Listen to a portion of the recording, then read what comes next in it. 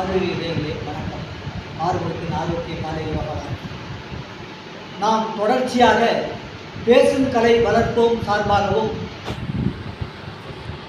Health and wealth விடியல் மற்றும் நலமும் பலமும் லியோ சங்கத்தின் சார்பாக பட்டிமன்றங்களை ஒரு விழிப்புணர்வு பட்டிமன்றங்களை தொடர்ந்து நடத்தி வருவது நீங்கள் யாவரும் தெரிந்த ஒன்று. அதிலே மிக சிறந்த பேச்சாளர்கள் இன்றைய தினம் வருகை தந்திருக்கிறார்கள். அந்த பேச்சை கேட்டு ஒரு விழிப்புணர்வை நீங்கள் எல்லாம் ஏற்படுத்திக் கொள்ள வேண்டும் என்ற நோக்கத்தோடு இந்த பட்டிமன்றத்தை தொடங்குகிறேன். பட்டிமன்ற தலைப்பு, இவற்றில் எது மிகவும் சிறந்தது, போற்றத்தக்கது, பாராட்டத்தக்கது, புகழத்தக்கது, நன்றிக்குரியது, இப்படி அறிவிட்டே போகலாம். அந்த மூணு என்ன அப்படின்னு சொன்னால் கடமை செய்கிறது, இன்னொன்று வந்து உதவி செய்கிறது, இன்னொன்று வந்து சேவை செய்கிறது. இதெல்லாம் எது ரொம்ப சிறந்தது? கடமை செய்கிறதா, உதவி செய்கிறதா, சேவை செய்கிறதா அப்படின்றது தான் இன்றைய தலைப்பு. இதில் கடமையே அப்படின்ற தலைப்பில் பேச போகிறவர் நம்ம டீச்சர் லட்சுமி அம்மா, பட்டதாரி ஆசிரியர் லட்சுமி அம்மா அவர்கள் மிக சிறந்த பேச்சாளர். தொடர்ச்சியாக நம்முடைய பட்டிமன்ற விவாதங்களில் கலந்து கொண்டு பாடலை பாடி கலக்குகின்ற அருமையான ஒரு பேச்சாளர், மிக சிறந்த பேச்சாளர். அவர்கள் பாடலை கேட்பதற்காக யூடியூப்பில் நிறைய பேர் வந்து காத்துட்ருக்கிறாங்க. அந்த அளவுக்கு நல்ல பேச்சாளர். இதெல்லாம் வந்து நான் கொஞ்சம் மறந்துட்டு ஞாபகப்படுத்தி இல்லை சொன்னதை நம்ம லைஃப் மீட்டிங்கில் எல்லாம் பாடுவாங்கன்னு சொன்னேன். ஒரு பாட்டை பாட சொல்லலாம்னு நினச்சேன், மறந்தே போச்சு. நிறைய ஆளுங்க வந்து ரொம்ப சந்தோஷப்பட்டுருக்காரு. இப்படிப்பட்டவங்களாம் பரவாயில்ல வந்துட்டு இப்போ இருக்கிறாங்கன்னு அது மறந்து போச்சு. உதவியே அப்படின்ற தலைப்பில் ஐயா திருமலை அவர்களும் காஞ்சி அமுதன் அவர்களும், 2 பேர் காஞ்சி அமுதன் ஐயா அவர்களும் திருமலை ஐயா அவர்களும் பேச இருக்கிறாங்க. சேவையே அப்படின்ற தலைப்பில் நம்ம பட்டதாரி ஆசிரியர் லைன் சங்கத்தின் பொருளாளராக திகழ்ந்து அற்புதமான சேவைகளை செய்து வரும் டீச்சர் பரமேஸ்வரி அம்மா அவர்கள் இப்பொழுது பட்டிமன்றத்தை தொடங்கிவிடலாம். இந்த தலைப்பை பார்த்தீங்கன்னா நிறைய பேருக்கு ஒரு சந்தேகம், அது நாங்கள் கடமை செய்கிறது சரி, உதவின்னு சொல்கிறீங்க, சேவைன்னு சொல்கிறீங்க, ரெண்டும் ஒன்று தானே அப்படின்னு நிறைய பேர் கேட்பாங்க. ஏன்னா நிறைய பேர் அப்படி தான் நினச்சிட்டு இருக்காங்க. லைன்ஸ் கிளப்பில் கேட்டால் நிறைய பேர் வந்து அப்படி தான் நினச்சிட்டு இருப்பாங்க. உதவினாலும் ஒன்று தானே, சேவைனாலும் ஒன்று தானே. ஆனால் நம்ம லைன்ஸ் கிளப்பில் பார்த்தோன்னா என்ன சொல்கிறோம், சேவை அப்படின்னு தான் சொல்கிறோம். அதிலே வந்து அர்த்தம் வேறு அப்படின்றது நம்மளுக்கு நல்லா தெரிஞ்சு போகுது. உதவி செய்கிறது வேறு, சேவை செய்கிறது வேறு அப்படின்றது. ஏன்னா நிறைய நான் வந்து உதாரணத்துக்கு சொல்ல முடியாது, சொல்லிட்டா நம்ம வாதத்திறமை மிக்கவர்கள் அதையும் ஒரு பாயிண்ட்டாக எடுத்துக்குவாங்க. ஏற்கனவே அவங்க வந்து நிறைய பாயிண்டெல்லாம் எடுத்து வச்சுருப்பாங்க. இப்போ நான் வந்து அவங்களுக்கு சார்பாக எடுத்துருந்தோம், ஒருத்தர் வந்து ஒன்றை கோச்சிக்குவாங்க. சார் அவங்க மட்டும் சார்பாக ஒரு பாயிண்ட் எடுத்து கொடுத்தீங்க, எனக்கு எடுத்து கொடுக்கல அப்படின்னு சொல்லுவாங்க. அதனால் வந்து அதிகமாக சொல்லாமல் 3 வெவ்வேறுன்றதை நல்லா புரிஞ்சுக்கணும். அது பட்டிமன்ற விவாதத்தில் வந்துக்கிறவங்க எல்லாருக்குமே நல்லா தெரிஞ்சவங்க தான். இது நான் சொல்கிறது பொதுமக்களுக்கும், இதை கேட்டுக்கொண்டிருக்கிற யூடியூப் மூலமாக கேட்டுக்கிட்டு மக்களுக்கு இதை சொல்கிறேன். கடமை அப்படின்றது வேறு, உதவி அப்படின்றது வேறு, சேவை அப்படின்றது வேறு.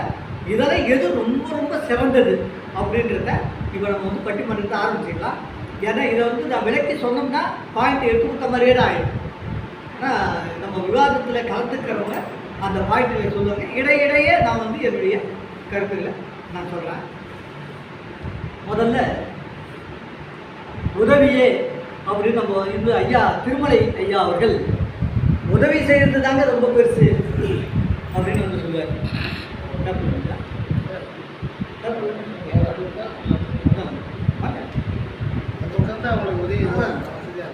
அதுதான் நான் சொல்றது. நீங்க கவர் பண்ண மாதிரி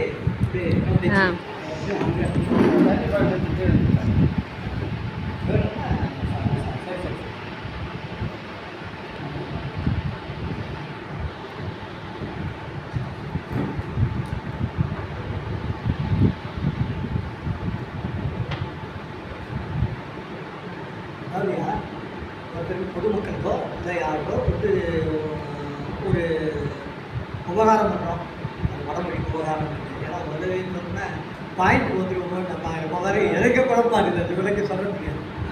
எது ரொம்ப சொல்றது ஏன்னா யோசனை பண்றாரு.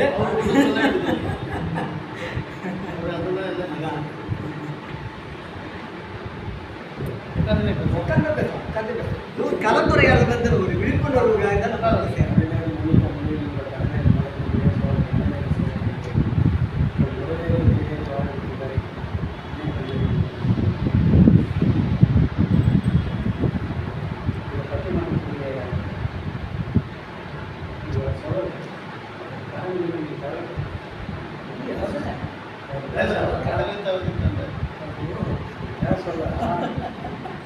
பாயிண்ட் இருக்குங்களா? வீட்டில் இருக்க அன்னையும் தந்தையும் மனைவி தான். முதல்ல ஒரு கடமை தவிர,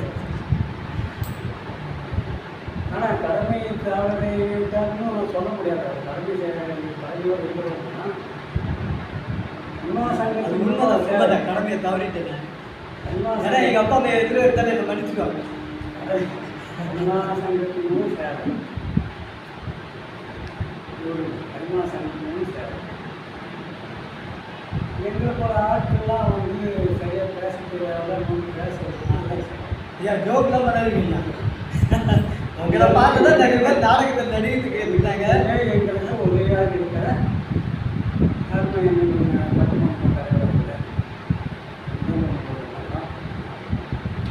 நாங்கள் எப்பவும் வந்து மாப்பிள்ளை பேசுவாங்க. டீச்சர் பார்த்துருக்கோங்க, கணக்கு டீச்சர் கணக்கு போதே பேசுவாங்க. இதெல்லாம் வந்து இன்னும் பாராட்டு எங்கள் அண்ணன் பாராட்டு சொல்லி பார்த்தீங்கன்னா எல்லாரும் பாராட்டு மட்டும்தான் கட்டிட பற்றி தான் பாராட்டு கல்பனை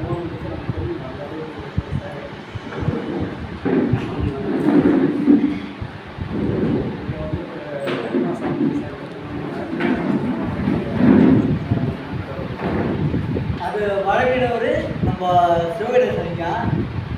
அதை செய்தது அது மூலமாக கொடுத்தவர் நம்ம ஊருக்கு 2 பேருக்கு. ஆமாம் ஆமாம், கிஃப்ட்டு எல்லாமே இன்னும் நிறைய செய்ய முடியும்.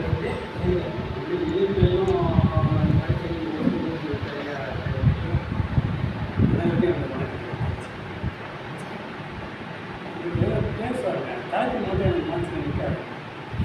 ரொம்ப நான் கேட்பேன், என்ன தலைக்கு என்ன தலைக்கு இன்னும் ஒரு சேர் பண்ணலாம் மனசில் அப்படி சேர் பண்ணுவாங்க. நான் கிடைக்கும் ரொம்ப கிட்டியாக இருப்பேன். நம்ம தான் என்ன சாதாரணமாக கடமைனா இதுதான் வந்து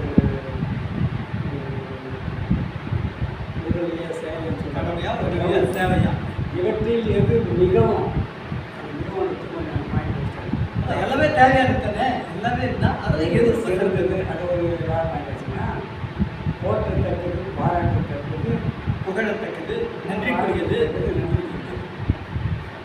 இத்தனையும் அடங்கி இத்தனையும் அடங்கியுள்ள ஒரு தலைப்பு எனக்கு உதவி கொடுக்குறாருன்னா அவங்களே நான் நன்றி சொல்றேன். கடமை வந்துங்க அது ஒன்று அப்பா அம்மா என்ன மாதிரி சொன்ன மாதிரி மறந்துடுவாங்க. சொன்ன மாதிரி நானே மறந்துட்டேன் போது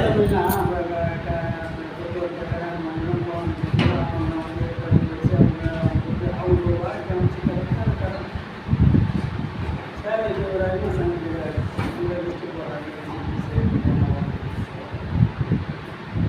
இதுக்கும் அப்பாற்பட்டது போற்றத்தக்கது பாராட்டத்தக்கதுன்னா உதவி என்பதாக நான் எழுதிய பாராட்டு இதுதான் நான் காமிக்கிறேன்.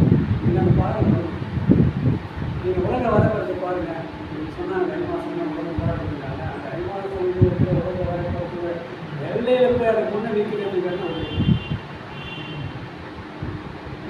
காலையில்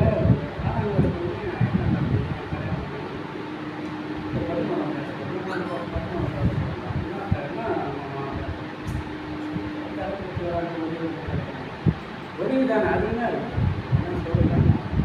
ஆமாம், இப்போ சைக்கிள் போக சொல்லிட்டு ஒரு வீட்டு காமிச்சுங்க. என்ன சைக்கிள் தூக்கிட்டு அவங்க வெயிட் பண்ணிட்டு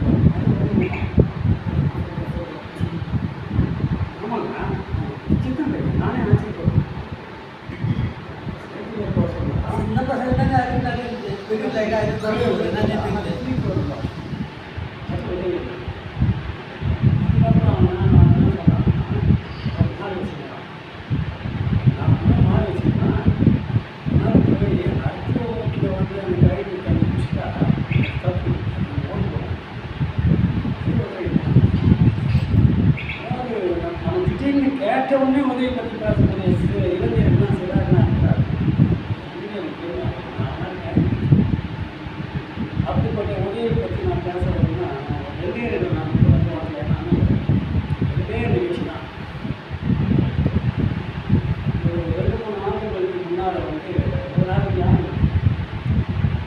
வேலூர்லேருந்து கார் போகலாம்.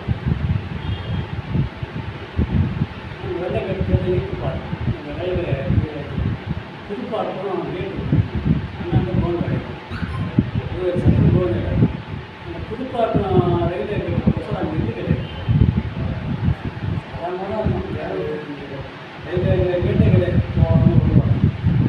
அப்படி வருகிற போது வேலூருக்கு வருகிற போது கார் ரயில் வருது. இன்னும் கவனிக்கணும். நோயாளியாக இருக்கக்கூடிய அந்த பழைய வந்துட்டு வந்து எனக்கு தெரிஞ்ச சிப்பி வந்து சிரிக்கிறார். அவர் அந்த ரயில் வந்து கேட்டார். இப்போ என்ன அப்படியே கார் கூடாச்சு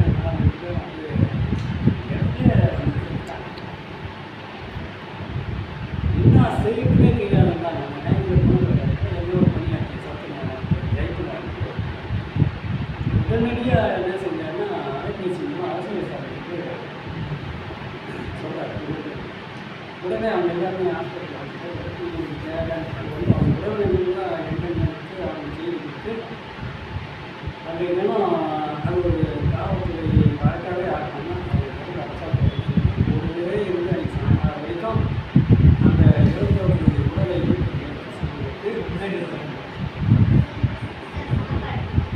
அப்படி செய்திருக்காருன்னா அங்கே என்ன செய்வாங்கன்னா அந்த சாலை கூட சொல்லுவோம். ஆனால் அந்த நேரத்தில் வந்து அது அப்படியே தான் பார்க்கணும். அப்படிப்பட்ட ஒரு இதை பற்றி நம்ம பேச சொல்லலாம்.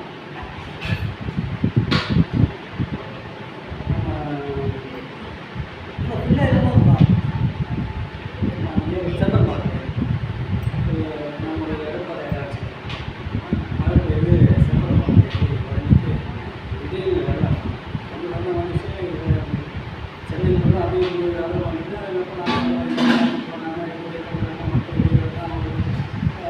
சாப்பாடு தங்கத்துக்கோ துணி அந்த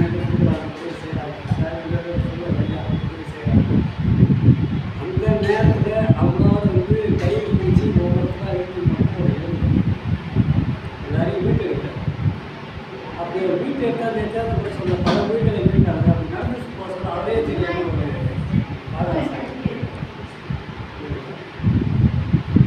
ஆக உதவி செய்கிற பொழுது தன் உயிரே போனால் உயிர் போவது கூட தெரியாமல் உயிரே போனாலும் பரவாயில்லை என்று அவர்களுக்கு போய் உதவி செய்தார் ஐயா. தன் உயிரை உயிர் போய் அதை உதவி செய்கிறார்.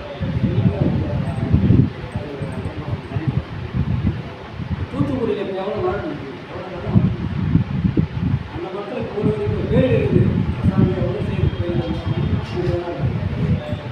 அந்த தூத்துக்குடி இருக்கிற மழையில் வந்து அடுத்த ரயில் நிகழ்ச்சிங்க முன்னால் அந்த ரயிலில் 800 பேருக்கு சாப்பாடு என்ன பண்ணுவாங்க. அந்த நேரத்தில் கொஞ்சம் வந்து கொஞ்சம் இடைவெளி நேரத்தில் அடுத்து ஒரு என்ன செஞ்சாங்கன்னா யாரும் சாப்பாடு இது வந்து செய்யலாம் போகிறாங்க. ஆனால் இருக்கிற ஒரு ஏரியா நம்ம என்ன செஞ்சாங்கன்னா நமக்கு 2 தக்காளி தக்காளி 3 வெங்காயம் விற்கிறவங்க ரொம்ப இருக்கலாம். ஆனால் அந்த நேரத்தில் அது எந்த அளவுக்கு அவங்க முடியாது. அதுக்கப்புறம் சமைச்சு போட்டு அவங்க இது பண்ணுவாங்க. இப்படி இன்னல் வர நேரத்தில் வயிற்றுக்கு சாப்பிடணும் அந்த இதெல்லாம் இது போல சாதாரணமாக எதுவுமே அரிசி செய்யணும். கடமை இன்னும் வருஷம் அது பெஸ்ட்டு அரிசி போல நான் கேட்குறேன். நீங்கள் அலுவலகத்துக்கு போகிறேன். அலுவலகத்தில் சரி அரசியல் சரி இப்போ மாவட்ட ஆட்சியர் அவருக்கு ஒரு வேலை அதே போல் ஒவ்வொரு துறையிலும் ஒவ்வொரு நிலையம் வந்து அரசியல்வாதி அமைச்சர்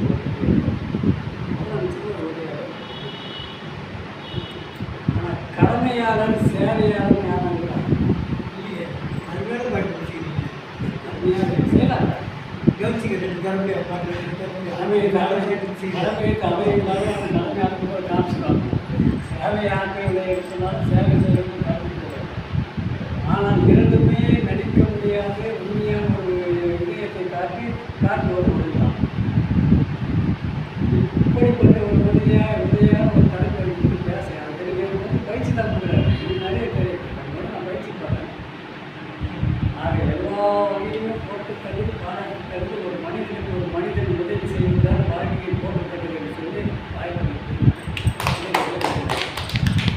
அருமையான பேச்சு. நானே நினச்சி பாடுற இந்த பாயிண்ட்டை அருமையான ஒரு பாயிண்ட் எடுத்தாரு. எனக்கு அது தோணலை. எல்லாருக்கும் உதவியாளர் தான் இருக்கிறாங்க. சேவையாளர், கடமையாளர் அப்படின்னு தான் சொல்கிறாங்க. முதலமைச்சர் உட்பட எல்லாமே நம்ம லைஃப் ஸ்கூலோடு பார்த்தீங்கன்னா துணைத் தலைவர், துணைனா உதவி தலைவர் அப்படின்னு தான் சொல்கிறோம்.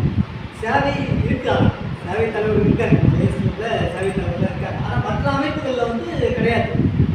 அதனால தான் முன்னெச்சரிக்கையாக நம்ம வந்து பட்டிமன்றத்தில் எங்கள் தரப்பு வரும்போது வாதாடு. அதுதான் மரபு. ஆமாம், இடையில பேசக்கூடாது. அது மாதிரி ஒருத்தர் பேசிட்டு இருக்கும்போது நீங்கள் குறிச்சி வச்சுட்டு இடையில பேசக்கூடாது. அது மாதிரி ஒரு தரப்பு முடிஞ்சிட்டா பிறகு அதுக்கு ஒரு பாயிண்ட் ஞாபகம் இருந்துச்சு, அது பேசாத விட்ட வேண்டும் சொல்லிட்டு திரும்ப வந்து பேசக்கூடாது. இதெல்லாம் வந்து பட்டிமன்றத்தில் சாதாரணமாக இருக்கிற நடைமுறை. நடுவருக்கு மட்டும்தான் அது உரிமை உண்டு, குறிக்கிற உரிமை. நடுவர் ஆகிறதுக்கு ஆசைப்பட்டு நடுவர் ஆகிடுங்க. அதை சொல்ல வந்து போகிறதே ஓடி போயிட்டு அருமையான அந்த ஒரு பாயிண்ட் எடுத்தார்.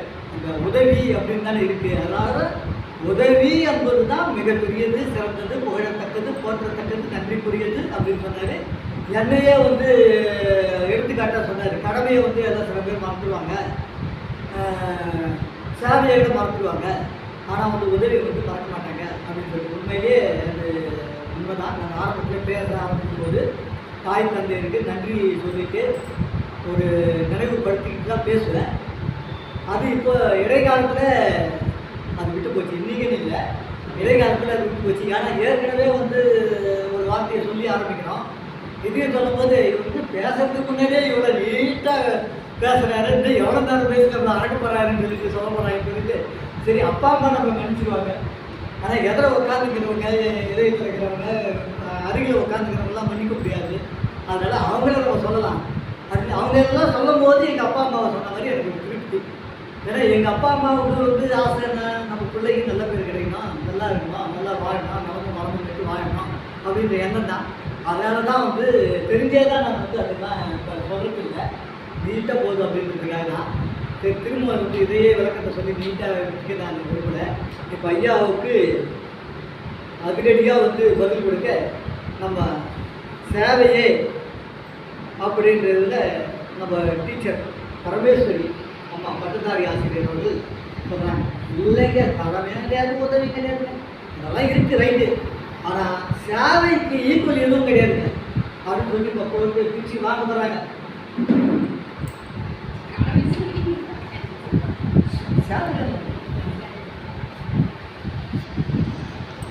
அதாவது எங்களுக்கு கொடுக்கப்பட்ட தலைப்பு சேவையே என்ற தலைப்பு எனக்கு கொடுத்துருக்காங்க. இதற்கு முன் உதாரணம் ஃபர்ஸ்ட் நம்ம தலைவரையே சொல்லலாம். அவர் தான் சேவை செய்வோம் வாரி, அதை சேர்ந்தே செய்வோம் வாரி லைன் சங்கத்தில் பட்டிமன்ற தலைவர் சார். நீங்கள் இல்லை கல்வி அந்த வார்த்தையை சொன்னது ஆளுநர். நம்ம ஆளுநர் இப்போ நாங்கள் சார் இப்போ இந்த சங்கத்துக்கு உங்கள் தலைவரை வழக்கு சொன்னதுக்கு தலைவருக்கு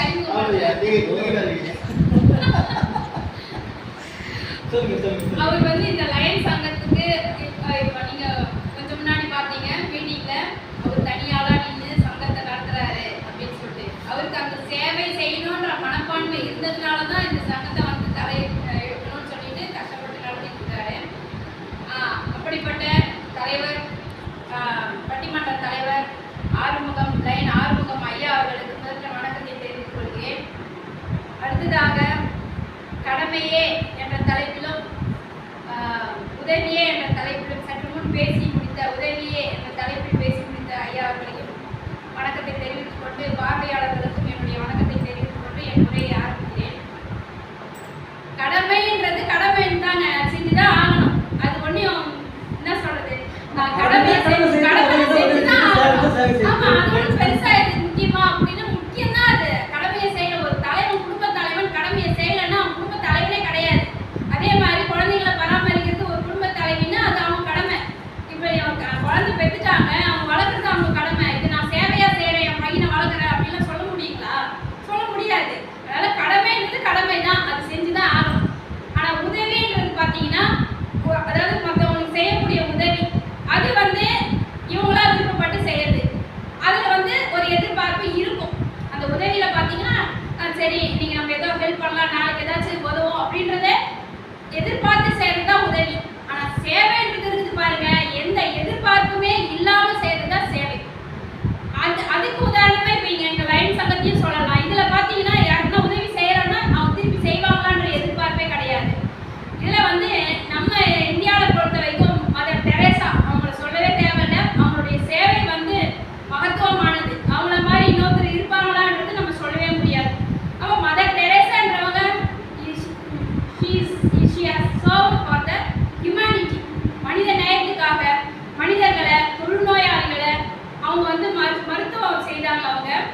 அவங்க அதாவது அந்த தொழுநோயாளிகளை கூட தொட்டு அவங்க சேவை செஞ்சாங்க. நம்மளுக்கு வந்துருமே, இப்போ நம்ம கொரோனா வந்துச்சு, கொரோனா பேஷண்ட் கிட்ட போனா நம்மளுக்கு வந்துருமோன்னு பயந்து நிறைய பேர் வந்து அவாய்ட் பண்ணாங்க. வீட்டுக்கு பேசணும்னா மைக் வச்சு கேள்விப்பட்டிருக்கோம்.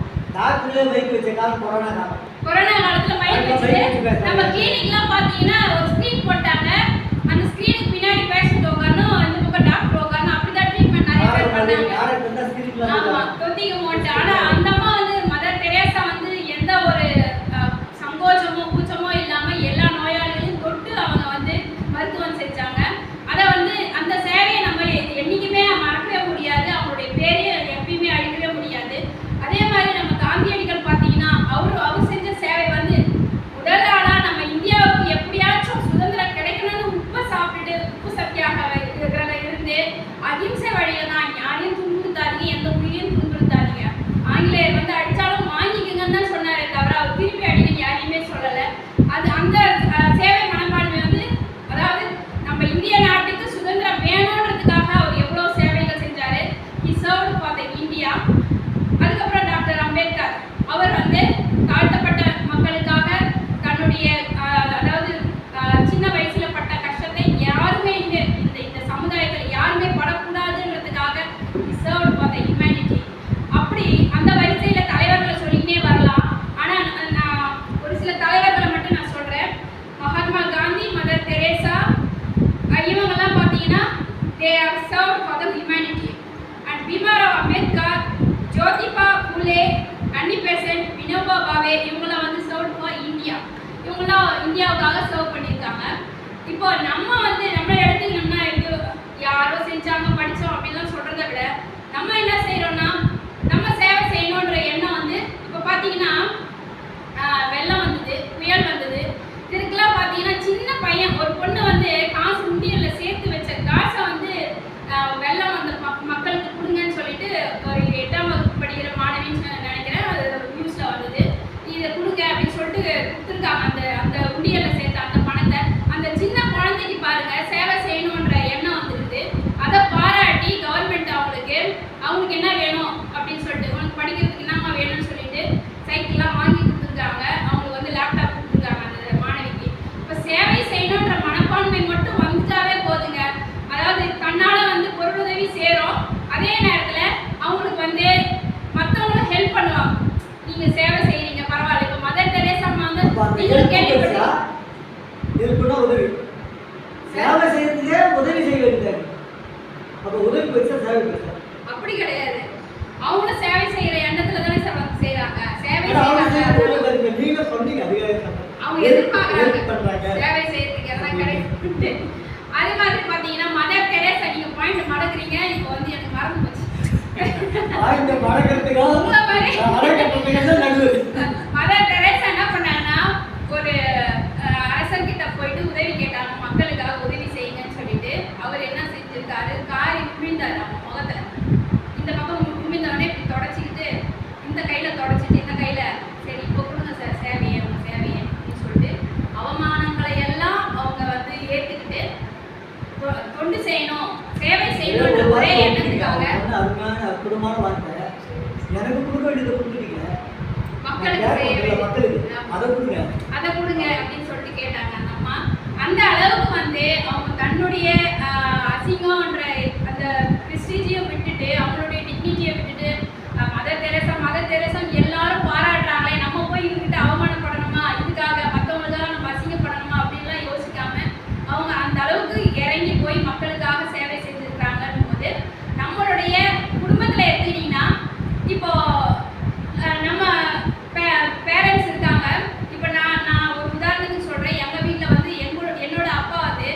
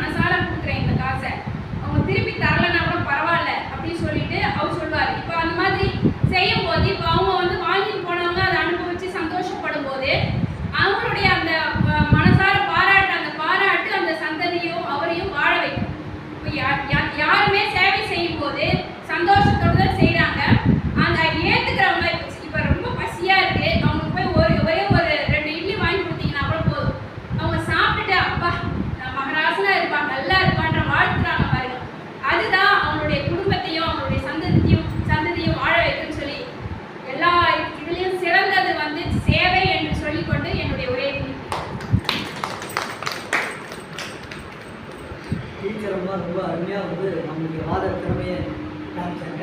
சேவை தான் வந்து எல்லாரோட எதிர்பார்த்து செய்கிறது உதவி. அவங்க ஏதாவது நமக்கு செய்ய மாட்டாங்களா அப்படின்றதுக்காக செய்கிறதுக்கு உதவி. ஆனால் அவங்க செய்வாங்க, செய்யலை அடுத்தபட்சம். ஆனால் நான் வந்து உங்களுக்கு சர்வீஸ் பண்ணிகிட்டே இருப்பேன், சேவை செய்துகிட்டே இருப்பேன் அப்படின்னு சொல்லிட்டு தான் சேவை அப்படின்னு சொல்லிட்டு தலைவர்கள்லாம் உதாரணமாக காமிச்சு அன்னை தெரசாவை வந்து அற்புதமாக சொன்னாங்க. உண்மையிலேயே அவருடைய சேவை இந்த நேரத்தில் போற்றத்தக்கது, புகழத்தக்கது, நன்றிக்குரியது.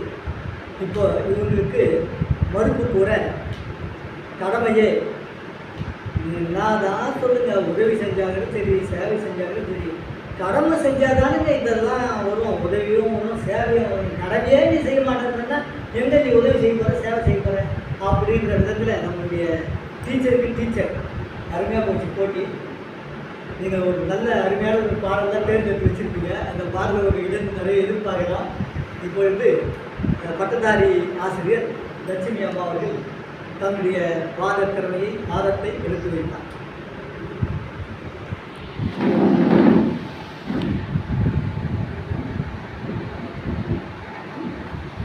எனாதபடி எங்கும் நிறைந்திருக்கும் எங்கள் அன்பான தாயவளாம் ஆதிக்குடியாம் எங்கள் தமிழ் குடியின் தலைமகளாம் தமிழ் அன்னையின் தாழ்பணிந்து இந்த மிகச் சிறப்பானதொரு பட்டிமன்றத்திற்கு தலைமை ஏற்றிருக்கக்கூடிய நம்முடைய நடுவர் அவர்களையும், என்னுடன் பேச வந்திருக்கக்கூடிய சகோதர சகோதரிகளையும், இந்த பட்டிமன்றத்தை பார்க்க வந்திருக்கக்கூடிய அனைவரையும் வரவேற்று, மூன்றெழுத்தில் என் மூச்சிருக்கும், அது முடிந்த பின்னாலும் பேச்சிருக்கும், கடமை அது கடமை என்று தன்னுடைய கடமையாக இந்த பட்டிமன்றத்தை ஏற்று எத்துணையோ ஆண்டுகள் பல்லாயிரக்கணக்கான மக்களுக்கு இந்த பட்டிமன்ற பேச்சை ஒரு அரிய சேவையாக வழங்கி வந்து அதை தன்னுடைய கடமையாக நினைத்து கடமை தவறாமல் செய்து வருகின்ற நம்முடைய நடுவர் அவர்களை இந்த நேரத்தில் நினைத்து எல்லாருக்கும் ஒரு பரிசு போட்டே வைக்கலாம். கடமை கடமை கடமை எத்தனை மருந்து வர்றாங்க அப்படின்றது அற்புதமா ஒரு பாயிண்ட் எடுத்துக்கிறீங்க. சொல்லுங்க. கடமை தவறாம நம்ம நடத்துற பட்டிமன்றத்துக்கு கடமைக்காகவாவது 4 பேர் வேணும் அப்படின்னு சொல்லி 4 பேரை சரியா எண்ணி பார்த்துக்கங்க. 4 பேரை இங்க இல்ல கேட்டதுனால 5வது ஒருத்தர் வந்திருக்கிறாங்க. 4 பேரை அமர வைத்து அது கூட கிடையாது. அதாவது என்னன்னா வயிறு வாழ்த்தினால்தான் நாம் சிறப்பாக இருக்க முடியும், நம்முடைய கடமை சிறப்பாக செய்ய முடியும் என்று முதலில் வயிற்றுக்கு உணவளித்து பிறகு செவிக்கு உணவளித்து. ஸோ இது வந்து ஒரு மிக சிறப்பான ஒரு செயல். இப்ப நம்முடைய நடுவர் ஐயா அவருடைய மனநிலை எப்படி இருக்கிறது என்றால், மயக்கமா கலக்கமா மனதிலே வாழ்க்கையே நடுக்கமா. ஐயா, பேச்சு என்றால் 1000 இருக்கும், வாசத்தோறும் வழக்குகள் இருக்கும், எந்த பேச்சு யார் வாயிலிருந்து வந்த போதும் கடமை தவறாமல் கடமைக்கு உங்கள் வாக்களிப்பீர் வாக்களிப்பீர் என்று கூறி என்னுடைய கடமை தவறாத நடுவர் ஐயா அவர்களுக்கு மீண்டும் இந்த நேரத்தில் நன்றி சொல்கிறேன்.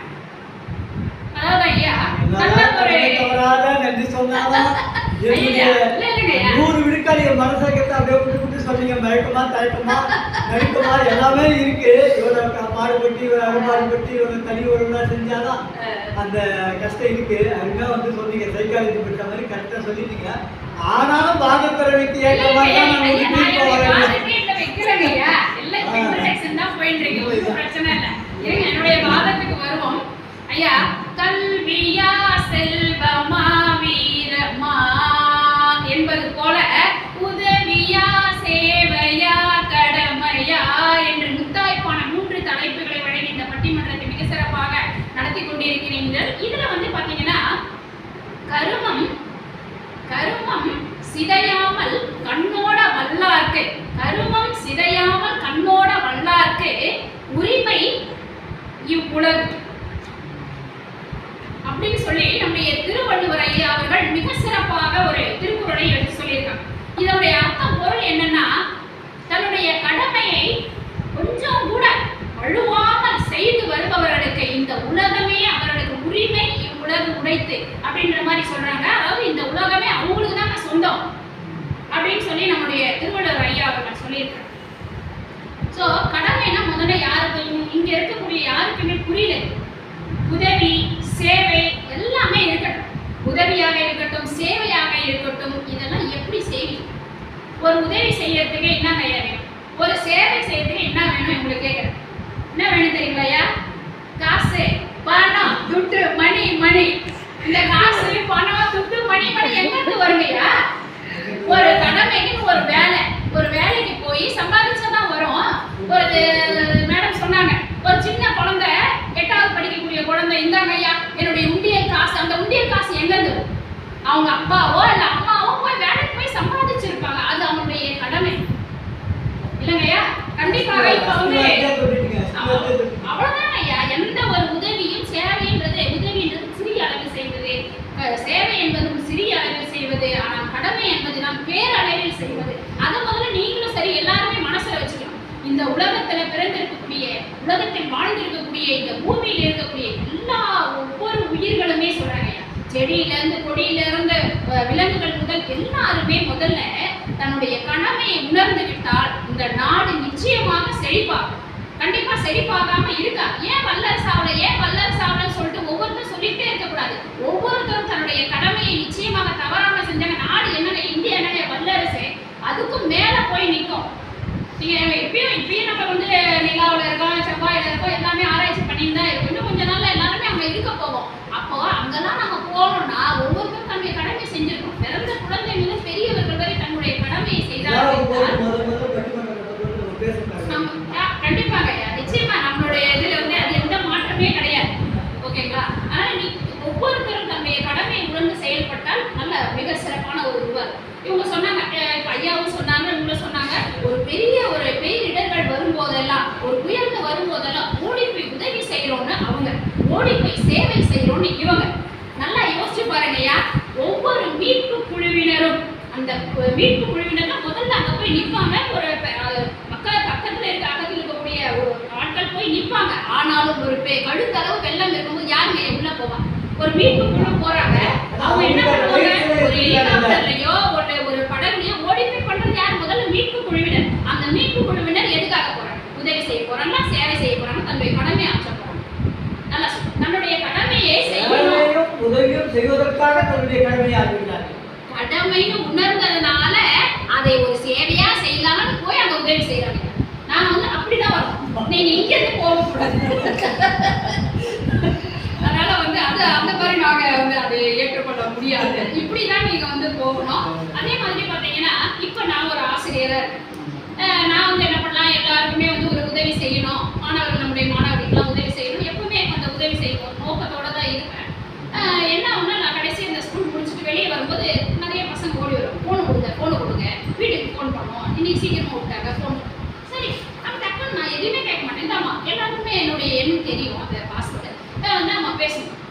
அப்புறம் அந்த மாதிரி முடிஞ்சிருச்சு. ஒரு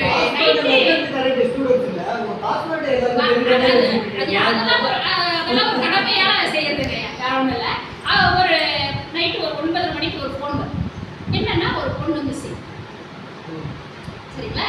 அதாவது நம்ம ஒரு உதவி செய்யலாம்னு நினைச்சு ஒரு போனை கொடுத்தா அவங்க யாருக்கு பேசுறாங்க, எவ்வளவுக்கு பேசுறாங்க, நம்ம பக்கத்துல நின்று பார்க்கணும்.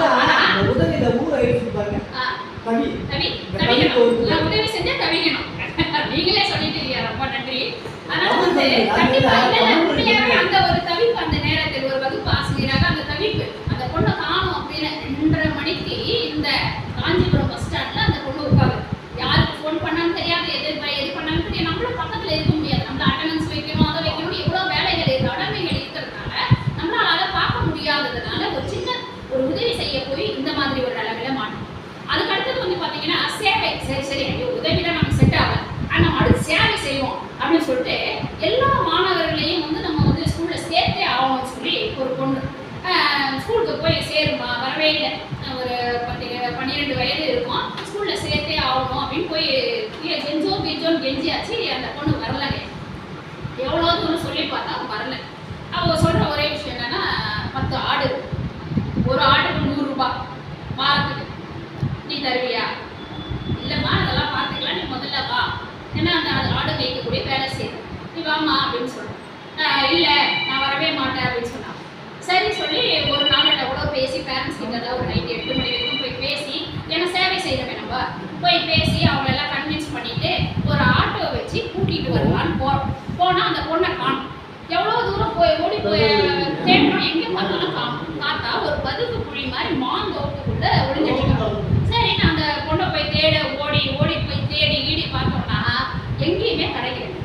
அப்புறம் கடைசியாக ஒரு வழியாக கண்டுபிடிச்சி என்னுடைய கடமை நான் செய்தே ஆக வேண்டும் என்ற ஒரு எண்ணத்தினால் அந்த பொண்ணை கண்டுபிடிச்சி கூட்டிகிட்டு வந்து ஒரு பள்ளியில் வந்து ஒரு ஆட்டோ ரெகுலராகவே அந்த பொண்ணு வந்துட்டு போகிறதுக்காக ஒரு ஆட்டோவை அரேஞ்ச் பண்ணி அந்த பள்ளியில் வந்து சேர்த்து விட்டாச்சு. அந்த பள்ளியினுடைய தலைமை ஆசிரியர் என்ன சொன்னார்னா, நீ ஆடு வச்சிருக்க சரிதாம்மா, எடுத்து வந்து இங்கே கட்டிட்டு உள்ளே வந்துரு, பிரேக் டைமில் போய் அந்த ஆட்டை பார்த்துக்கோ, லஞ்ச் டைமில் போய் அந்த ஆட்டை பார்த்துக்கோ, ஓகேங்களா அப்படின்னு தன்னுடைய கடமை மாறாமல் அந்த தலைமை ஆசிரியர் சொன்னதனால அந்த பெண் இன்னைக்கு ஏதோ ஒரு விதத்தில் ஒரு கல்லூரி கூட படித்துக் கொண்டு இருக்கலாம் ஐயா.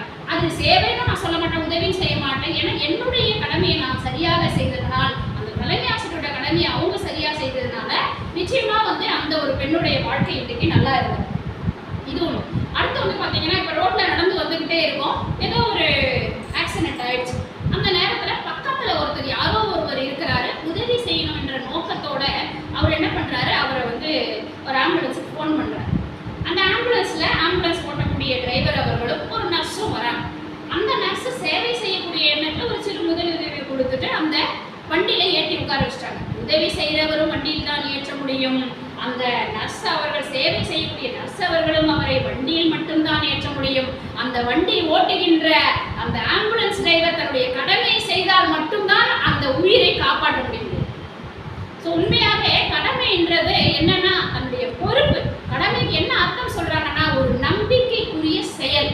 கடமைனா நம்பிக்கைக்குரிய செயல். இவங்க வேலையை நல்லா செய்வாங்கப்பா, இவங்களை நம்பி நம்ம பொறுப்பை ஒப்படைக்கலாம். உதவி செய்தா கண்டிப்பாங்க ஐயா, என்னைக்குமே நீங்க சொல்ற மாதிரி நம்ம தவிக்கணும், கஷ்டப்படணும், அதெல்லாம் வேற இருந்தாலும் உதவி செய்தால் நிச்சயமாக என்னைக்குமே ஒரு ஏற்றம் இருக்காது, ஒரு மன நிறைவு இருக்காது. கடமை செய்தால் மட்டும்தான் மன நிறைவு இருக்கும். ஸோ இவங்களே வந்து 2 பேர் ஒரு அரசு அலுவலகத்துக்கு போறாங்க ஐயா. யாரு நம்ம உதவியாளர்களும் சேவையாளர்களும் ஒரு அரசு அலுவலகத்துக்கு போறாங்க. ஒரு அதிகாரி கிட்ட ஒரு வேலை ஆகணும், ஒரு கையெழுத்து போடணும். அதிகாரி, ஐயா ஐயா ஒரு உதவியா இந்த கையெழுத்து போடக்கூடாதா ஐயா? செய்வாருங்களா ஐயா? ஓகே, அவரு உதவி செஞ்சா செய்வாரு, அவரு உதவியா செய்ய மாட்டார். ஓகேவா ஐயா, ஒரு சேவையா இதை செய்யுங்க ஐயா, செய்ய மாட்டார். அவருக்கு மேல் அதிகாரி வந்து உன்னுடைய கடமையை நீ சரியா செய்ய, இந்த கையெழுத்தை போடுன்னு அவருக்கு மேல இருக்கக்கூடிய ஒரு அதிகாரி சொன்னால் நிச்சயமாக தன்னுடைய கடமை இதுதான், தன்னுடைய பொறுப்பு இதுதான் உணர்ந்து அவர் கண்டிப்பா செய்வார். அதனால கடமை தான் பெருசு. நீங்க வந்து எப்படி எந்த விதத்துல யோசிச்சு பார்த்தீங்கன்னாலும் கடமை தாங்க பெருசு. அதுல வந்து எந்த ஒரு மாற்று கருத்துமே சொல்லவே முடியாது. ஸோ இவ்வளவு வந்து சொல்றனாலும் நம்முடைய நாடு இருக்கு, இந்தியா இருக்கு அப்படின்னாலும் இந்தியாவே ஒரு மிக பெருமைப்பட வைத்த ஒரு விஷயம் கார்கில் போர். அந்த கார்கில் போர்னால இந்தியாவுக்கு எங்க இருக்கு இந்தியான்னு தேடக்கூடிய அளவுல ஒரு மிக உயர்ந்த இடத்துக்கு கொண்டு போனது யாரு அப்படின்னு பாத்தீங்கன்னா நம்முடைய நாட்டிற்காகவே தன்னுடைய கடமையும் அர்ப்பணிப்பாக செய்யக்கூடிய, தன்னுடைய கடமையாக செய்யக்கூடிய யாருக்கையா நம்முடைய ராணுவ வீரர்கள். ஒவ்வொருத்தரும் அந்த காலம் முதல் இந்த காலம் வரை இருக்கக்கூடிய தன்னுடைய மகனை ராணுவத்திற்கு அனுப்பக்கூடிய தாய்மார்கள் வந்து பார்த்தீங்கன்னா என்னதான் அந்த நேரத்தில் அழுதுகிட்டு அனுப்பினாலும் தன்னுடைய ஒரு மகன் இறந்து விட்டால் இன்னொரு மகனையும் திருப்பி அதே இடத்துக்கு அனுப்பக்கூடிய தாய்மார்கள் இந்த நாட்டில் இருக்கின்றதுனால தான் இந்த நாடு இன்னமும் பாதுகாப்புடைய நாடாக இருக்குது. இதுல ஏதாவது மாற்று கருத்து சொல்ல முடியுங்களா? ஐயோ என் பையன் செத்து போயிட்டான், நான் திரும்ப இந்த நாட்டுக்கு இன்னொரு மகன் அனுப்ப மாட்டேன், என் வீட்டுக்கார செத்து போயிட்டாரு, நான் என் பையனை அனுப்ப மாட்டேன்னு ஒவ்வொரு தாய்மார்களும் யோசிச்சு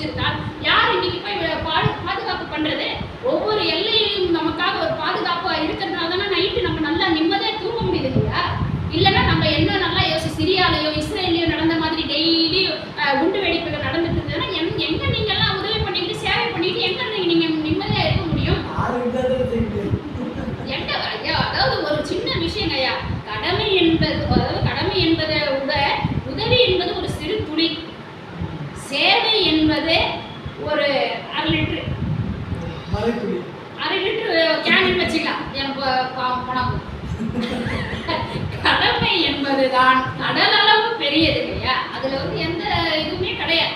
உன்னை அறிந்தால் நீ உன்னை அறிந்தால் உலகத்தில் போராடலாம், உயர்ந்தாலும் தாழ்ந்தாலும் தலை வணங்காமல் நீ வாழலாம். உன்னை அறிந்தால் நீ உன்னை அறிந்தால் உலகத்தில் போராடலாம், உயர்ந்தாலும் தாழ்ந்தாலும் தலை வணங்காமல் நீ வாழலாம்.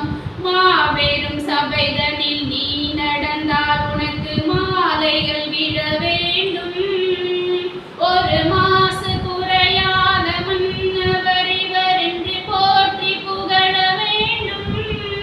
ஐயா, அந்த பட்டிமன்றம் முடிஞ்ச உடனே நாங்கெல்லாம் உங்களை ஒரு மாசு குறையாத மன்னவர் போற்றி புகழணும்னா கண்டிப்பாக கடலளவு பெரியதான உங்களுக்கும் எங்களுக்கும் இங்கே வீற்றிருக்கக்கூடிய அனைவருக்குமே ஒரு மன திருப்தியை தருகின்ற நம்பிக்கையுரிய செயலான கடமையை சிறப்பாக ஆற்றுகின்ற ஒரு நடுவராக நீங்கள் உங்கள் கடமையை ஆற்ற வேண்டும் என்று கேட்டுக்கொண்டு என்னுடைய உரையை முடித்துக் கொள்கிறேன். நன்றி, வணக்கம்.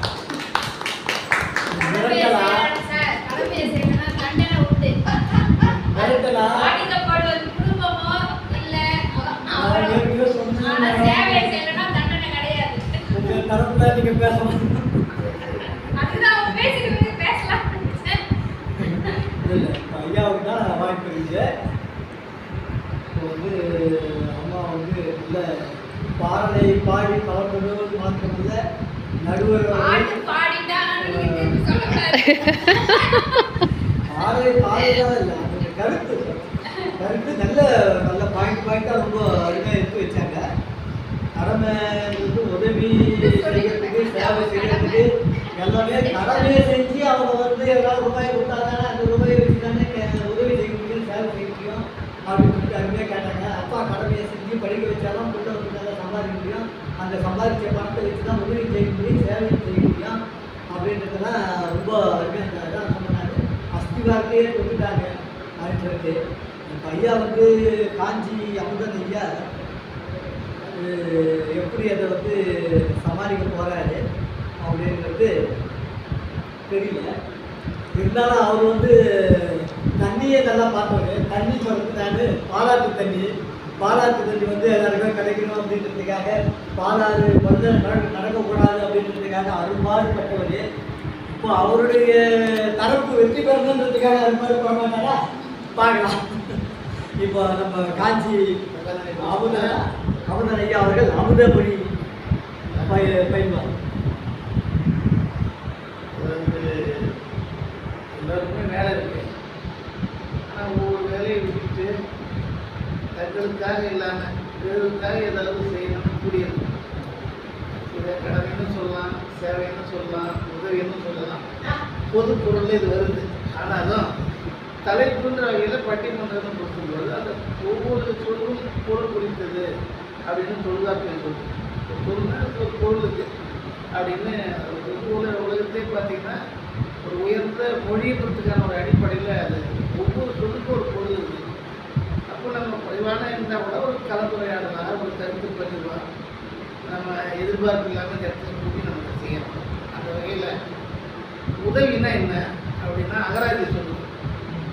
அதில் கதிர்வேற்பிள்ளை அகராதி என்ன சொல்லுதுன்னா ஒத்தாசையாக இருக்கிறது, உதவின்றதுனால ஒத்தாசையாக இருக்கிறது, கொடை செய்யறது, எதிர்பார்ப்பு இல்லாமல் உதவுறது. இப்போ ஐயா ஒரு பருப்புலாம் கொடுத்தாரு, அவர் ஒன்றும் எதிர்பார்ப்பு இல்லை, அவர் கொடுக்குறாரு. அதே போல் சகாயம் பண்ணுறது, அதாவது ஒரு வேலை வச்சுங்க அந்த வார்த்தைகளை போடுறாங்க, துணையாக இருப்பது அப்படின்னு சொல்கிறாங்க. அதுலேயே உதவல், உதவி வேற உதவல் வேறன்னு சொற்களில் வந்து வேறுபாடு, ஒரு சொல்லிலே வேறுபாடு இருக்குது. அதில் உதவல்னா ஈதல் அப்படின்னு ஒரு பொருள். உதவியும் உதவலையும் ஒன்றா தான் இருக்குது. அப்போ உதவல்னா ஈதல் அப்படின்னு, அப்புறம் வந்து துணை செய்தல் அப்படின்னு பொருள் சொல்கிறாங்க. அப்போது அது பார்த்திங்கன்னா நமக்கு திருக்குறள் இருக்குது. திருக்குறளை நம்ம பார்க்குறோம். பல்வேறு பொருட்களில் திருக்குறள் சொல்லப்பட்டாலும் மிக அடிப்படையாக எல்லோருமே ஒரு வாழ்க்கையில் ஒரு சந்தேகம் வருது, ஒரு குழப்பம் வருது, ஒரு நட்பு பற்றி வருது, குடும்பம் பற்றி வருது, கல்வி பற்றி வருதுன்னா நம்ம படிச்சுக்கணும். அது ஒரு வழிகாட்டி இன்னொருக்குமானது உலகத்தில் எல்லா மக்களுக்குமானது. ஆங்கிலேயர் தான் அதை வெளிப்படுத்தினாங்க. நம்மளாம் இல்லை, அதுக்கு முன்னால் அது வந்து படிக்கக்கூடாது அப்படின்னு ஒரு கருத்துலாம் இருக்குது. அதை வெளிப்படுத்துகிறாங்க, வெளிப்படுத்தி அதை படிக்கக்கூடாது. அதில் பல்வேறு பொருளில் ஒரு பொருள் என்ன சொல்லுதுன்னா, பயர் தூக்கார் செய்த உதவி, பயர் தூக்கார் செய்த உதவி, நயன் தூக்கின் தன்னை கடலில் பெய்யும். அதாவது அதனுடைய பொருள் என்னன்னா, இந்த பயன் கிடைக்கும் என்று, இந்த பயன் கிடைக்கும் என்று ஒருவர் செய்த நன்மை பெருமையை ஆராய்ந்தார் என்ன நன்மை கிடைக்கவே செய்வார். ஒருத்தர் அவர் எது கிடைக்குமா அது கிடைக்குமா அப்படிலாம் ஒன்றும் கிடையாது. அது சேவையா கடமையெல்லாம் கிடையாது. என்னன்னே தெரியாமல் ஒரு செய்கிறார் ஒரு உதவியை. அந்த உதவி என்பது எதை விட பெரியது? கடலை விட பெரியது. உலகத்தில் கடல் தான் பெருசு, கடலை விட பெரியது, கடலையே ஒரு பிரசித்த அப்படின்னு சொல்லிட்டாரு. அப்புறம் இன்னொரு செய்தி, நம்ம ரொம்ப நேரம் பேசாம சுருக்கமாக சொல்லணும்னா, கடமைன்னா என்ன? வரையறைக்கு உட்பட்டது. கடமை வரையறைக்கு உட்பட்டது. அது கம்பெனி ஊதியத்துக்குரியது. கடமை என்பது வந்து எல்லையற்றது கிடையாது. கடமை செய்யலாம்னா அது ஒரு ஊதியத்துக்குரியது, வரைமுறைக்கு. அது ஒரு பொறுப்புக்குரியது, அது ஒரு கட்டுப்பாட்டுக்குரியது கடமை. அதை செய்யலாம் செய்யலாம் விட்டுலாம். அதே போல் சேவை என்பது தனியாக செய்யணும், சேர்ந்து தான் செய்யணும். ஒரு ஆள் சேவை செய்தாருன்னு சொல்ல முடியாது, சேர்ந்து செய்வது தான் சேவை. ஆனால் உதவி என்பது அப்படி இல்லை. உதவியை பற்றி பார்க்கும்போது நம்ம சிலப்பதிகாரம் பற்றி நம்ம பேசணும். சிலப்பதிகாரம் என்பது இன்னொரு மாதிரியே கதைனா கூட ஒரு பொருள் 2 மனிதர்களை கொண்டு நம்ம சொல்லிருக்கோம். ஒன்று கோவலன் கண்ணிக்கு, அது நான் கதை நாயகன். அவங்க கோவலன் படத்தை செய்துட்டு போகிறான். போகும்போது கவிழ்ந்து அடிகள் ஒரு அம்மையார், அவங்க வந்து ஒரு சமண துறவி அல்லது பௌத்த துறவி, அவங்க வந்து கண்ணிக்கு கூட்டு போகிறாங்க. அந்த உதவி துறவு சார்ந்த ஒரு உதவி, துறவு சார்ந்த ஒரு ஈரல், துணை செய்தல், இது மாதிரியான உதவி. இவங்க என்ன பண்ணுறாங்க, மதுரைக்கு கிட்ட போயிட்டு மாதரின்ற ஒரு பெண், மாதவி வேறு மாதரி வேறு, மாதரின்ற ஒரு பெண், அவங்க வந்து ஆடு மாடுலாம் வைத்திருக்கிறவர்கள், கறவைக்கு வச்சுருந்து குடும்பம் நடத்துகிறாங்க. அவங்ககிட்ட போய் கண்ணகியும் கோவலனையும் ஒப்படைக்கிறாங்க. ஒப்படைத்த பிறகு அவங்களுக்கு ஊர் பேரே தெரியாது. ஒரு துறவி கடமை செய்கிறாங்க. ஆனால் அந்த மாதரின்ற பெண்மணி உதவி செய்கிறாங்க. உதவி என்ன பண்ணுறாங்கன்னா, அவங்களுக்கு ஒரு புது வீடு கொடுத்து, எல்லாம் மொழிகி, உணவு பொருள் கொடுத்து, 2 நாளுக்கு அப்புறம் கண்ணகி சந்தித்து கோவலன் சாப்பிட்டுட்டு அவன் தொழில் செய்ய, அதாவது சிலம்பு வைக்க மதுரைக்கு போகிறான். மதுரைக்கு போனோடனே சிலம்பு வைக்க போகிறான். அந்த எல்லாருமே தெரியும். அந்த பொருட்பொருள் வீட்டு செய்து கண்ணகி ஆகாயதாக தீர்ப்பு சேர்ந்து கோவலன் இறந்து போகிறான். கோவலன் இறந்து போனதுக்கு அந்த மாதிரிக்கு தகவல் வந்து, தன்னிடம் அடைக்கலம் வந்த ஒருவர் இப்படி பாதிக்கப்பட்டார்னு கண்ணகியும் போயிட்டு சிலம்பு போய் கேட்டு அப்புறம் மதுரைக்கு போயிடலாம். மாதிரி என்ன தெரியுமா? இந்த உதவி செய்த மாதிரி என்ன தெரியுமா? தன்னிடம் உதவி கேட்டு வந்த ஒரு பெண்மணிக்கு நான் உதவிகளை முடியவில்லை என்று வருந்தி வேதனைப்பட்டு நெருப்பை கொடுத்து இழப்பு. அந்த விஷயம் நிறைய பேருக்கு இது தெரியாது. அந்த உதவி செய்யக்கூடிய அதோட எல்லை இருந்தது. அந்த எல்லை என்பது உதவி செய்வதற்கு வந்து சேவை கடனை விட உயர்ந்த ஒரு ஈதல் குணம். தண்ணியே ஈடுவது, தண்ணியே குறையாக அளிப்பது என்கிறதையும் இதை பார்க்கலாம். கடைசியாக ஒரு வரியை நான் சொல்லி நிறைவு செய்கிறேன். இது காஞ்சிபுரம். இது ஒரு தொன்மையான ஊர், பழமையான ஊர், அழியாத ஒரு ஊர். இந்த ஊர் அழியாமல் இருப்பதற்கு பாலாறும் பெரிய சேர்த்து வச்சுருக்காங்க. அதாவது பாலாறும் வேகவதி ஆறுலாம் இதை பாதுகாக்கணும்னா, இந்த தண்ணியை பாதுகாக்கணும், அந்த ஊரை பாதுகாக்கணும், நிறைய வேலை இருக்குது. அதுக்கு கடமை செய்யறதுக்கு நிறைய வேணும், சேவை செய்யறதுக்கு ஆள் வேணும். ஆனால் இந்த ஊர் பெருமையாக இருப்பதற்கு அடிப்படை காரணம் மணிமேகலை இருந்தாங்க. அதாங்களா இல்லையா? மணிமேகலை என்ன பண்ணாங்க, இல்லாதவருக்கு அந்த அட்சய பாத்திரத்திற்கு உணவு கொடுத்தார், உதவி செய்தார்.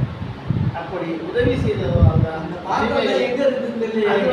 மனித மனம் தான், மனித மனம் தான் அந்த பாத்திரம்.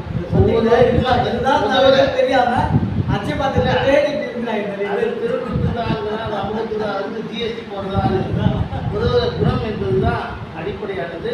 அப்படி மணிமேகலை அந்த உதவுற குணம் என்று பார்த்தால் அவர் வாழ்ந்த 2000 ஆண்டுகளுக்கு பிறகு வாழ்கிறார். அப்படி கடமை சேவை விட உதவுகிற உணவு என்பது இயல்பானது. ஒரு தனி மனிதன் எந்த எல்லைக்கும் போய் உதவலாம். அப்படி உதவுற குணம் மேலோங்கி எல்லோரும் இருந்தால் தான் ஒரு சமுதாயத்தில் கடமையும் சேவையும் காக்க முடியும், நீடிக்க முடியும், வளர முடியும் சொல்லிட்டு அந்த உதவி செய்கிற உள்ளம் குணம் எல்லோருக்கும் வர வேண்டும் என்ற கல்வியை இந்த இடத்துல முன்னே விடைபெறுகிறேன். நன்றி. நம்ம காஞ்சி அமுதன் அவர்கள் அதாவது ஒரு பட்டிமன்றம் ஒரு தலைப்பு கொடுத்த உடனே எந்த அளவுக்கு ஆராய்ச்சி பண்ணியிருக்காரு. உதவினா என்னென்ன அர்த்தம் வருது, என்னென்ன பொருள் வருது அப்படின்னு அகராதியாக இருந்து ஆராய்ச்சி பண்ணி எல்லாம் செஞ்சு இது வரைக்கும் தெரியாத நிறைய பேருக்கு வந்து தெரியாது. எல்லாருமே தெரிஞ்சது வந்து கண்ணகி வந்து மதுரை எரிச்சிட்டாங்க, அவருக்கு தான் தெரியும். ஆனால் தன்னைத்தானே எரித்து கொண்ட கதை யாருக்கு தெரியும்? அதாவது பிறரை எரிச்சாங்க கண்ணகி தன்னுடைய கணவனுக்காக.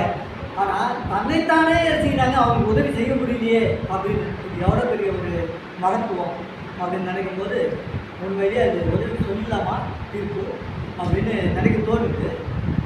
இருந்தாலும் வாதத்திறமை வந்து இப்போ எழுந்திருக்கு ஒரு வாய்ப்பு கொடுக்கலாமா இல்லை பேருக்கு சொல்லிக்கலாமா? ஏன்னா காலம் கடவுள் அதை பேருக்கு சொல்லிடலாம். இல்லை அவங்க விரும்பினாலும் அது பேசணும். இல்லை இப்போ விரும்பினால அவங்க வாய்ப்பு அப்போ கொடுத்தா அதனால இல்லை 3 தரப்புக்கு கொடுக்குறேன் கொடுத்தா 3 தரப்பு தான் கொடுத்தான். அதனால வந்து தீர்ப்பு சொல்லிடலாம். எத்தனை தரப்பு பேசினாலும் என்னுடைய ஒரு தரப்பே போது அதனால் தீர்ப்பு சொல்கிறதுக்கு நான் தயாராகிட்டேன். ஆனாலும் வந்து 3 பேருமே நல்லா வந்து நல்லா 4 பேர் வந்து ஐயா வந்து ஒரு மிக முக்கிய பணி இருக்குன்னு அலைபேசி அழைப்புனால அவர் கிளம்பிட்டாரு. 4 பேரும் வந்து மிக அருமையாக வந்து அவங்களுக்கு தலைப்புக்கு ஏற்ற மாதிரி அது கடமையாக பேசுகிறாங்களா இல்லை இந்த கொடுத்த தலைப்புக்கு உதவி செய்கிறதுக்காக பேசுகிறாங்களா, அந்த தலைப்பு வெற்றி பெற வேண்டுமே அப்படின்றதுக்காக, அந்த தலைப்புக்கு சேவை செய்யணும்னு பேசுகிறாங்களா அப்படின்றதுக்கு கண்டுபிடிக்கிறதுக்கு நிறைய ஆராய்ச்சி பண்ண முடியும் ஐயா மாதிரி. என்னுடைய ஒரு கருத்தையும் இதில் வந்து நான் சொல்கிறதுக்கு ஆசைப்படுறேன். அதாவது ஒரு கடமை அப்படின்றது எல்லாருமே செய்து ஆகணும், கண்டிப்பாக செய்து ஆகணும். கடமை அவங்கவுங்களுடைய பொறுப்புக்கு ஏற்ற மாதிரி, அவங்களுடைய பதவிக்கு ஏற்ற மாதிரி. இயற்கை அவங்களை அப்பாவா இது பண்ணால் அப்பாவுக்குரிய கடமை, மகனாக இருந்தால் மகனுக்குரிய கடமை, ஆசிரியர் இருந்தால் ஆசிரியருக்குரிய கடமை. எந்தெந்த பதவியில் எந்தெந்த பொறுப்பில் எந்தெந்த இதில் இருக்காங்களோ அதுக்கு ஏற்ற மாதிரி கடமை செய்து ஆகணும். அது கண்டிப்பாக செய்து ஆகணும். அதை வந்து தப்பிக்க முடியாது. தப்பிச்சா அது வந்து மாபெரும் தவறு.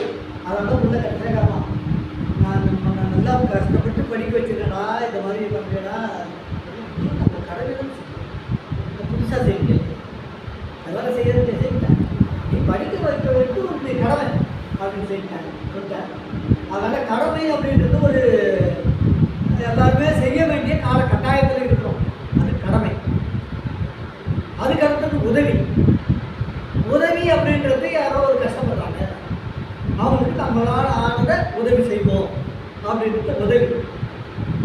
சேவை அப்படின்றது அப்படின்னா உதவிக்கும் சேவைக்கும் இருக்கிற கொஞ்சம் வித்தியாசம். ஏன்னா நிறைய வந்து 2 பேரும் ஒன்று மாதிரி தான் தெரியும், ஆனால் ஒன்று கிடையாது. இருக்கும் ஆனால் இல்லை அப்படின்றாங்க. அந்த மாதிரி ஒன்று மாதிரி தெரியும் ஆனால் ஒன்று கிடையாது. உதவி என்பது தெரிந்தவர்களுக்கு செய்வது, பிரதிபலனை எதிர்பார்த்து செய்வது, இதுக்கு பேர் உதவி.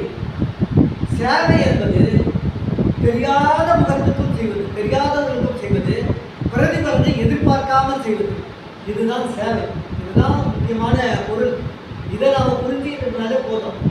அப்போ இதெல்லாம் எது மிகச் சிறந்தது அப்படின்னு கொடுத்துடலாமா அப்படின்னு பார்த்தா சேவை தான் அப்படின்ற மாதிரி தோணும்.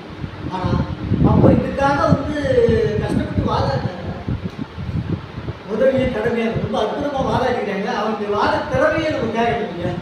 அதுக்கேற்ற மாதிரி நம்ம தீர்ப்பு மீண்டும் என்பது கொஞ்சம் ஒரு குழப்பமான மனசு தான் எனக்கு சொன்னாங்க.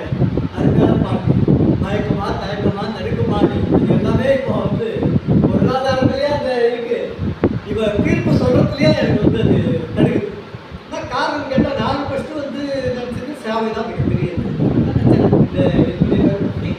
ஏன்னா முகம் தெரியாதவங்க செய்யறது, அவங்க செய்கிறாங்களா செய்யலையா அப்படின்னு தான் என்னன்னு தெரியாது. இப்போ அன்னதானம் பண்ணுறோம், இப்போ அவங்க திரும்ப வந்து நம்மளுக்கு சாப்பாடு போடுவாங்க அப்படின்னு நினச்சி அன்னதானம் பண்ணுறது இல்லை. மரக்கன்று நடுறோம், அந்த மரம் வந்து நம்மளுக்கு தான் காய் கொடுக்கும்போது, கனி கொடுக்கும்போது, பழம் கொடுக்கும்போது அப்படின்னு செய்யணும். மரத்தை நடந்து அது ஏதோ ஒரு இடத்துல நடுறோம். அதே மாதிரி ஒவ்வொரு உதாரணத்துக்கு அறிவா சங்கம் செய்கிற எல்லாமே வந்து சேவைகள் அப்படின்னு சொன்னாங்க. தொண்டும் தோழமையும் அப்படின்னு தொண்டுக்கு வந்து சேவை அப்படின்னு. அப்போ சேவை வந்து நம்ம எதிர்பார்த்து செய்யல, ஏதோ நமக்கு ஒரு வருமானம் கிடைக்குது, 10 ரூபா கிடைத்தா அந்த 9 ரூபா நம்ம செலவு வச்சுட்டு ஒரு ரூபாய் கொடுக்கணும் அப்படின்றது தான் சேவையுடைய நோக்கம். உதவி அப்படின்றது எப்படின்னா, நம்ம சொந்தக்காரங்க கஷ்டப்படுவாங்க, நம்ம தெரிஞ்சவங்க கஷ்டப்படுவாங்க, நம்ம நண்பர்கள் கஷ்டப்படுறாங்க, சரி அவங்களுக்கு கொடுத்து உதவும் அப்படின்னு. அப்போ மறைமுகமாக உதவி செய்யும் போது அவங்க நேரடியாக எதிர்பார்க்குறாங்க, எதிர்பார்க்கலையா தெரியாது. ஆனால் எப்போ அவங்க செய்யலையே தோணும்னா கஷ்டப்படும் போது தோணும். கஷ்டப்பட்டு தானே நம்ம செஞ்சுக்கிறேன், இப்போ அவன் நல்லா இருக்காங்க, இப்போ நம்ம இவ்வளோ கஷ்டத்தில் இருக்கிறாங்க, எப்படியாவது பார்த்தானா அதாவது 10 ரூபா நம்ம கொடுத்தோம், 1 ரூபாயாவது கொடுத்து நம்ம அது நான் கஷ்டப்பட்ட நேரத்தில் நீ எனக்கு உதவி செஞ்ச என்னால் முடிஞ்சிருக்கோம், இந்த 1 ரூபா அப்படின்னாவது சொன்னானா அப்படின்ற ஒரு எண்ணம் வரும். அது உதவி செய்கிறவங்களுக்கு வரும். ஆனால் சேவை செய்கிறவங்களுக்கு அந்த எண்ணமே வராது, வரக்கூடாது. அப்படி செஞ்சால் அது பேர் உதவி. அவங்க சேவை நினச்சி செய்யலை, சேவை நினச்சி செஞ்சால் அந்த எண்ணம் வரக்கூடாது. சேவைன்னு நினச்சி செய்யாமல் உதவின்னு நினச்சி செஞ்சால் அந்த எண்ணம் வரலாம். இது இந்த 2 துண்டுலாம். அப்போ கடமை வந்து தனியாக விட்டுச்சு அப்படின்னா, கடமையை செஞ்சதை இப்போ டீச்சர் சொன்ன மாதிரி 2 பேர் டீச்சர் லட்சுமி அம்மா சொன்ன மாதிரி கடமையை செஞ்சால் தானே 6 ரூபா வரும், அந்த ரூபாய் வச்சு தானே எனக்கு உதவி செய்ய முடியும், சேவையை செய்ய முடியும். ஒரே கை மனசுக்கு செய்யலாம், உதவி செய்யலாம், சேவை செய்யலாம், எல்லாம் இருக்குது. ஆனால் என்னை வந்து அப்பா படிக்க வைக்கல, வேலைக்கு அனுப்பலை, இல்லை எனக்கு வேலைக்கு போகிறதே மனசு இல்லை, நான் சோதரத்துலாம் சுற்றி நடக்கிறேன், ஆனாலும் மனசில் சேவை செய்யலாம், உதவி செய்யலாம் இருக்குது. அப்போ என்னுடைய கடமையை நான் செய்யலை. கடமையை செஞ்சால் தான் என் கையில் ஒரு பணத்தை சேரும், அந்த பணத்தை வச்சு தான் நான் உதவி சேவை செய்ய முடியும்னு அப்படிங்கிற ஒரு பாயிண்ட் எடுத்தாங்க. அதை பார்க்கும்போது நான் ஒரு கடமைக்கு திருப்பி கொடுக்கலாமா அப்படின்னு தோணுது. ஐயா அமுதனையா தலைப்பு பேசும்போது அவருடைய ஆராய்ச்சி அந்த இதெல்லாம் பேசும்போது உதவிக்கு உதவி செய்யலாமா அப்படின்னு சொல்லிட்டு இங்கே கடமையில் அதுதான் ஆதாரத்தை கடமைக்கு கடமையேன்னு தீர்ப்பு கொடுக்கலாமா அப்படின்னு சேவை தான் முக்கியம் அப்படின்னு சேவை செய்கிறவங்க சொல்லும்போது அதுக்கு கொடுக்கலாமான்னு சொல்லுது. ரொம்ப தான் குழப்பத்தில் ஆகிட்டீங்க. இருந்தாலும் இது ஒரு மிக ஒரு தலைப்பு கொடுக்கும்போதே நான் நினச்சிட்டான் இது மிகப்பெரிய ஒரு குழப்பமான ஒரு இது வந்து 3 பேர் தேவை. ஆனால் எது ரொம்ப நன்றிக்குரியது அப்படின்னும் போது முழுக்க முழுக்க முழுக்க சேவை. யார் கேட்டதா அதுக்கு ஆரம்பிக்கே சொல்லிடுறேன், நான் ஆரம்பிக்கே சொல்லிட்டேன். கடமை அப்படின்னு செய்துதான் ஆகணும், வேற வழி கிடையாது. நமக்கு எப்படி ஒரு ஸ்கூலில் படிக்கிறோம், 10வது படிக்கிறோம்னா 10வது படித்து பாஸ் பண்ணி தான் ஆகணும், வேற வழி இல்லை. பாஸ் பண்ணால் தான் மேற்கொண்டு நம்ம நடைபெற முடியும், மேற்படிப்பு படிக்க முடியும். உதவி அப்படின்றதும் நம்ம ஏதோ நம்ம கஷ்டப்படுறாங்க, உதவி கஷ்டப்படுறாங்க, தெரிஞ்சு கஷ்டப்படுறாங்க போது செய்கிறது உதவி. ஆனால் இதையெல்லாம் செய்யாமல் அன்னை தெரசா சொன்னாங்க இல்லையா, அதுதான் மிகப்பெரிய சீரிய உதாரணம். தெரசா யார் யாருக்கெல்லாம் சேவை செய்தாங்களோ அவங்க யாரும் தெரியாது. அதே மாதிரி அவங்களுக்கு சொந்தக்காரம் கிடையாது, நம்ம கடமையாக செய்யணும், இவங்க பிள்ளைக்கு நான் வந்து இதை செய்யணும், இவங்க அப்பா இந்த ஊர் இந்த நட்பு அப்படிலாம் சொல்லி செய்த. ஆனால் முழுக்க சேவை. அதே மாதிரி சேவை செய்யும் போது அந்த அர்ப்பணிப்பு உணர்வு வரும், ஒரு சகிப்புத்தன்மை, அது எல்லாமே கூட சேர்த்து செய்கிறது சேவை. இப்போ ஒரு நர்ஸ் இருக்காங்க, அவங்க செய்யறது முழுக்க சேவை தான், அது உதவி கிடையாது. கடமைன்னு சொல்ல போகணும், அவங்க நர்ஸாக இருக்காங்க, அதான் நர்ஸுக்குரிய கடமை செய்கிறாங்க அப்படின்னு சொல்லிட்டு.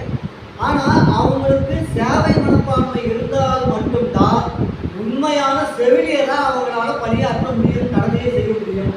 அந்த சேவை என்ன அவங்களுக்கு மட்டும் இல்லைன்னு சொன்னால் நிறைய பேர் சொல்லுவாங்க,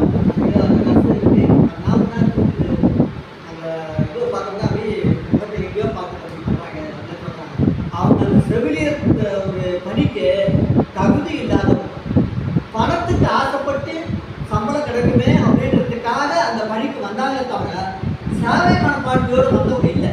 உண்மையிலே செவிலியர் படிக்கணும், விழுக்காடு சேவை மனப்பான்மை கொண்டவங்களாக தான் இருப்பாங்க. அப்படி இருக்கிறவங்களால தான் வந்து நோய் இல்லாமல் ஆரோக்கியமான சமுதாயத்தை நாம் படைக்க முடியும். அதனால் சேவை என்பது ரொம்ப ரொம்ப முக்கியம். அதனால் வந்து உதவியை வந்து புறந்தள்ளிட முடியாது, கடமையை வந்து புறந்தள்ளிட முடியாது. நம்ம இதில் சொன்ன மாதிரி, நம்ம இலக்கியத்தில் சொன்ன மாதிரி அகமும் புறம் ரெண்டும் சேர்ந்ததான் வாழ்க்கை. எல்லாத்துலேயுமே ஒரு அகமும் புறமும் இல்லாமல் இருக்க முடியாது. சித்தாந்தத்தை மறுத்து பார்த்தீங்கன்னா அகம் இருந்து புறம் இருக்கு அப்படின்னு எல்லாத்துலேயுமே பார்த்தா அகமும் புறமும் வரும். உள் மனசும் வேணும், வெளி மனசும் வேணும். கண்ணதாசன் சொல்லியிருப்பார், 2 மனம் வேண்டும் சொல்லிட்டு. அவருடைய பாதியில் அது 2 மனம்ன்றது மறக்கிறதுக்கு ஒன்று, மறைக்கிறதுக்கு ஒன்று அப்படின்னு சொல்லி. ஆனால் இயற்கை நம்ம கொடுத்துருக்கு, அவர் கொடுக்கலன்னு நினச்சி பாட்டு பாடுறாரு 2 மனம் வேண்டும் அப்படின்னு சொல்லி. ஆனால் இயற்கை எல்லாருக்குமே 2 மனசு கொடுத்துருக்கு. ஒரு அகமனம் உள் மனசு, இன்னொன்று புறமனம் வெளி மனசு. இதை தான் சித்தர் பாடினாரு, நட்டக்கல்லம் பேசுவோம் நாதன் உள் இருக்கையில். இதை தெரியாம தான் எல்லாம் போயிட்டு கோயிலாக ஆலயமாக போயிட்டு கூப்பிட்டு கிடக்குறாங்க. தான் இல்லை, நான் வந்து எனக்கு தெரிஞ்சது இயற்கை சித்தர்கள் அவ்வளோதான். அந்த சித்தர் பாடல் தான் எனக்குள்ள ஒரு விழிப்புணர்வு ஏற்பட்டுச்சு. அப்போது நாம இருக்கிற உள் மனசை இது தலைப்புக்கு ஒவ்வாத மாதிரி யாரும் நினச்சிக்க, எந்த தலைப்புக்கு ஒவ்வாது சொன்னாரு. அதனால் அதை கேட்டுக்கொண்டிருக்கிற மக்கள் சில விழிப்புணர்வு பெறணும் அப்படின்றதுக்காக இந்த வார்த்தையை சொல்கிறேன். நம்ம உடம்பை சுத்தம் பண்ணுவோம், குளிச்சு சுத்தம் பண்ணுவோம், அது உடம்பு சுத்தமாயிடும். மனசை எப்படி சுத்தம் பண்ணுவோம்? ட்ரெஸ்ஸு போடணும், அழகாக அணிகள் நல்லா அழகாக இருக்கணும் அப்படின்னு சொல்லுது. மனசை எப்போ அழகுபடுத்தணும்? மனசு எப்போ அழகா? மனசுல தீய எண்ணங்கள் இல்லாமல் இருந்தால் மனசு சுத்தமாகும். மற்றவங்களை கெடுக்கக்கூடாது அப்படின்ற எண்ணம் இருந்தால் மனசு சுத்தமாகும். மற்றவங்களையும் வாழ வச்சு அதன் மூலமாக நாமளும் வாழுவோம். மற்றவங்க மகிழ்ச்சி அடையிறத சந்தோஷப்படுத்த பார்த்து நாமளும் சந்தோஷப்படுவோம்னு எப்போ ஒரு மனிதன் நினைக்கிறானோ அவன் உண்மையான மனிதன். அதாவது மனிதன், மனம் இருக்கிறவன் தான் மனிதன். ஆனால் இப்போ இருக்கிறவங்க அந்த மனிதன் அப்படின்னு சொல்கிறதுல நிறைய பேர் விழுக்காட்டில், அதில் விழுக்காட்டில் எத்தனை விழுக்காடு மனிதன் அப்படின்னு ஒதுக்க முடியும் அப்படின்றது கிடையாது. அதாவது உதவி செய்யாமல் இருந்தாலும் பரவாயில்ல, உபத்திரம் செய்யாது அப்படின்னு சொல்லுவாங்க. ஆனால் இப்போ இந்த காலத்தில் வந்து உதவி செய்யலாம்ல, உபத்திரம் நிறைய செய்யும். நம்ம வாழ்ந்துட்டா கொடுக்க தண்ணி கொடுக்கும். ஆக நம்ம உள் மனசு வெளி மனசு அப்படின்னு சொல்லிட்டு இயற்கை நம்ம கொடுத்துருக்கு.